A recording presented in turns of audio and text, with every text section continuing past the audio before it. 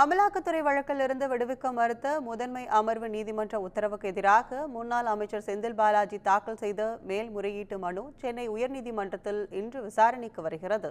சட்டவிரோத பணப்பரிமாற்ற தடை சட்ட வழக்கில் அமலாக்கத்துறையால் கடந்த ஆண்டு ஜூன் மாதம் கைது செய்யப்பட்ட முன்னாள் அமைச்சர் செந்தில் பாலாஜி அமலாக்கத்துறை வழக்கிலிருந்து தன்னை விடுவிக்க கோரி சென்னை முதன்மை அமர்வு நீதிமன்றத்தில் மனு தாக்கல் செய்திருந்தார்.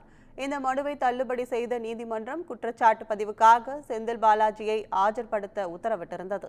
இதையடுத்து முதன்மை அமர்வு நீதிமன்ற உத்தரவுக்கு எதிராக செந்தில் பாலாஜி சார்பில் உயர்நீதிமன்றத்தில் மேல்முறையீடு செய்யப்பட்டுள்ளது. இந்த மனு அண்மையில் நீதிபதிகள் எஸ்.எம். சுப்பிரமணியம், வி. சிவஞானம் அமர்வில் விசாரணைக்கு வந்தது. அப்போது மனு குறித்து அமலாக்கத்துறை பதில் அளிக்க உத்தரவிட்டு விசாரணையை இன்றைக்கு ஒத்திவைத்தனர். அதன்படி இந்த வழக்கு இன்று விசாரணைக்கு வருகிறது.